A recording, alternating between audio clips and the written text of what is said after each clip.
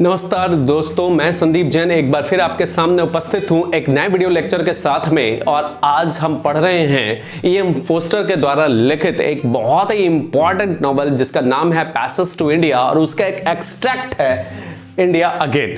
Passage to India एक बहुत ही अच्छा नॉवल है। जब आप पढ़ोगे तो आप पाओगे कि E.M. फोस्टर जो कि एक इंग्लिश राइटर है वो भारत आए थे और भारत आने के बाद में उन्होंने पूरे इंडियन वे ऑफ लाइफ को बहुत अच्छे से नोटिस किया, या आप ये कहें कि एक यात्री के रूप में उन्होंने भारत को देखा है। उन्होंने एक एक चीज को माइन्यूटली ऑब्जर्व किया है कि भारत में अलग अलग देशों में, अलग अलग राज्यों में, अलग अलग प्रदेशों में किस तरह के लोग हैं, उनके थिंकिंग क्या है। तो ये एक तरह का ट्रैवलॉग है, मतलब यात्रा वृत्तांत है दोस्तों, जिसमें यह बताया गया है कि वो भारत को अपनी नजरियों से कैसे देखते हैं। ठीक है ना। तो अब हम देखेंगे 3 बार E.M. फोस्टर भारत आए। 1921 में हैदराबाद आए थे, 1945 में आए थे वो जयपुर, और फिर 1967 में आए थे वो दिल्ली। तो जब आप देखोगे तो आप पाओगे कि तीनों बार में उनके जो विचारधाराएं हैं भारत के प्रति वो अलग अलग है। क्योंकि जब 1921 था उस समय भारत पूरी तरह से अंग्रेजों की जंजीरों में बंधा हुआ था, एक तरह से कह लीजिए गुलामी के जंजीरों में बंधा हुआ था। और उस वक्त भारत की कंडीशन बहुत खराब थी, यहां तक कि भारत के हर तबके, खासकर वो वुमेन हो, चाहे बच्चे हो, या फिर कोई भी युवा पीढ़ी हो, वो बहुत अच्छी स्थिति में नहीं थे। उनको वो पॉवर्टी से गुजर रहे थे। दोस्तों उन्होंने देखा कि भारत में जो है इंडिया नीड सॉल्यूशन। सबसे बड़ा उन्होंने प्रॉब्लम जो देखा वो देखा है कि पॉलिटिकल अनस्टेबिलिटी है। जाहिर सी बात है 1921 में भारत जो है it was fighting for Indian freedom, it was fighting for its complete independence, but it did not get it, उससे मिल नहीं पा रहा है। और बहुत सारे हमारे जैसे महात्मा गांधी हो गए और बाल गंगाधर तिलक हो गए, जी बहुत सारे ऐसे नेता थे जो कि बिल्कुल फ्रीडम स्ट्रगल में कूदे हुए थे और वो चाह रहे थे कि भारत को जल्द से जल्द आजाद कराएं।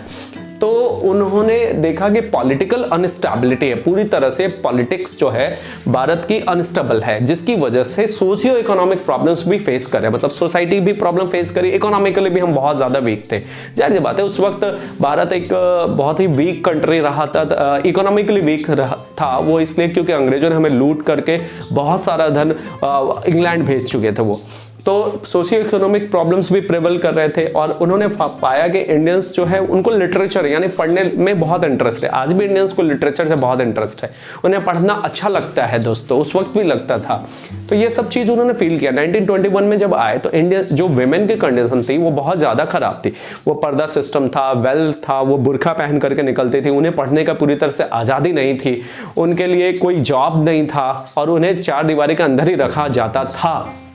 लेकिन जब वो 1945 में जब वो आए, पेन कॉन्फ्रेंस अटेंड किया जयपुर में, तो उन्होंने ये पाया कि इंडियन फीमेल की कंडीशंस पहले की तुलना में बहुत बेहतर है। वो साड़ी पहनने लग गई है, पर्दा सिस्टम भी नहीं है, और वो जो है हर फील्ड में जो है पहले से ज़्यादा बेहतर कंडीशंस में प्रेवल कर रही हैं। तो वो ये सारी चीज़ें फील करते हैं, ऑब्जर्व करते हैं, वो देखते हैं। और वो देखते हैं कि बहुत सारे राइटर्स उस कॉन्फ्रेंस में आए हुए हैं जो कि नॉर्थ इंडियन राइटर्स है, वो अपने लैंग्वेज को ही ज़्यादा प्रेफर कर रहे हैं। मतलब वो हिंदी प्रेफर करते हैं या फिर रीजनल लैंग्वेज को, और जो साउथ इंडियंस है वो इंग्लिश को प्रेफर करते हैं। तो उन्होंने ये पाया कि भारत जो है विविधताओं का देश है। Like India is a country where there is unity in diversity. तो there are many diversities in India. हर थोड़े से देश में आप देखोगे, थोड़े से किलोमीटर्स में आप देखोगे यहाँ की वाणी बदल जाती है, पानी बदल जाती है, बहुत सारी चीजें चेंज हो जाता है, लैंग्वेज चेंज हो जाता है। People started speaking in a different language when we just move to some fewer distance only.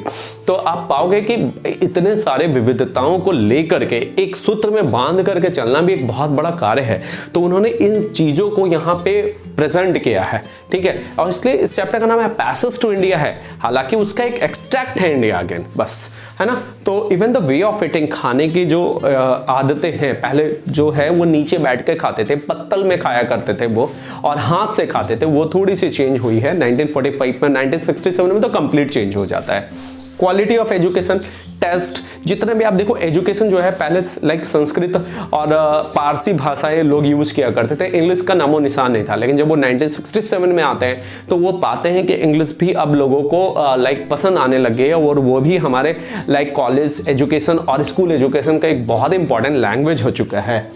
और you know what, language thinking, है ना, थिंकिंग मतलब सोच में भी बहुत चेंज हुआ है। पहले जो भारत के युवा जो है आज़ादी की लड़ाई के लिए लड़ रहे थे, वो अपने भविष्य के लिए लड़ रहे थे, अपने करियर के लिए लड़ रहे थे ना। पॉवर्टी जो है पहले की तुलना में ज़्यादा लाइक यू नो व्हाट थोड़ा सा कम हुई थी, यानी कि 1921 में चूंकि बेरोजगारी बहुत ज़्यादा थी इसलिए पॉवर्टी भी था, और उसके बाद 1945 में कुछ बेहतर कंडीशन हुआ और 1967 में तो एकदम ही अच्छा हो चुका था। लाइफ स्टाइल भी बहुत चेंज हुआ था। पहले के जो छप्पर वाले घर थे उनके पास सुविधाओं का अभाव था, कोई प्रॉस्पेरिटी नहीं थी। बट लाइक जैसे जैसे समय बीतता चला जाता है और ई.एम. फोस्टर की यात्रा जब भारत के लिए होती है तो वो एक नई ही लाइफ स्टाइल को जीते हैं दोस्तों। Now writers standard of living was not, जहाँ तक अगर आप तुलना करें इंग्लिश पीपल से, स्टैंडर्ड ऑफ लिविंग बहुत डाउन था। इनफैक्ट अब देखें तो आज बहुत स्थिति अच्छी है। आज हमारी इकोनॉमी जो है वो ब्रिटेन के इकोनॉमी से कहीं ज़्यादा बेहतर है। तो अगर ई.एम. फोस्टर आज जिंदा होते और आज अगर भारत अगर वो घूम रहे होते, विजिट करते, तो वो पाते एक अलग ही भारत, एक डिफरेंट भारत को पाते वो यहाँ पे। तो writers from the north, now see here conclusion क्या है। कंक्लूजन ये है कि वो भारत के you know what way of life को, भारत की जो जीवन है, जीवन शैली है, उसको बहुत ही विविड पिक्चर से यहाँ पे प्रेजेंट करने की कोशिश किए हैं और ये बताए हैं कि भारत जो है वो उसे एक सूत्र में आपको समझना इतना आसान नहीं है, क्योंकि यहाँ पे बहुत सारी विविधताएं हैं। अगर आप नॉर्थ से साउथ देखो, ईस्ट से वेस्ट देखो, बहुत सारे कल्चर्स हैं जो चेंज होते रहते हैं, बहुत सारे लैंग्वेज है, बहुत सारे टेस्ट है, पहनावा है, वो सब चेंज होते रहता है। तो उन्होंने पैसेज टू इंडिया में बहुत अच्छी बातें लिखी है। अगर आपको कभी मौका मिले तो आप ये पूरा नॉवल जरूर पढ़िएगा। पैसेज टू इंडिया इसका नाम है और ये काफ़ी बेहतर नॉवल है और उसी का ये पार्ट है इंडिया अगेन। और आप भी अगर कभी कोई ट्रैवलॉग, कहीं मतलब ये कहने का मतलब ये है कि अगर आप कोई जगह ऐसी घूम करके आए जहाँ पे आपको लगता है कि आप कुछ लिख सकते हो उसके बारे में, तो आप एक ट्रैवलॉग जरूर लिखिए और हमें कमेंट बॉक्स में उसके कुछ अंश, कुछ पार्ट जरूर लिख करके सेंड करिए, ताकि हम भी पढ़े और देखें कि आप कहाँ पर घूम करके आए और आपको वहाँ पे जाने के बाद क्या फील किया, आपने क्या देखा, क्या महसूस किया। टिल देन मैं संदीप जैन आपसे एक बार फिर विदा लेता हूँ और मिलूंगा आपसे एक नए वीडियो लेक्चर के साथ में। तब तक के लिए गुड बाय। हमारे लेक्चर्स को सब्सक्राइब करें, शेयर करें और पसंद करने पर बेल आइकॉन जरूर दबाएं। That's all for today. Thank you.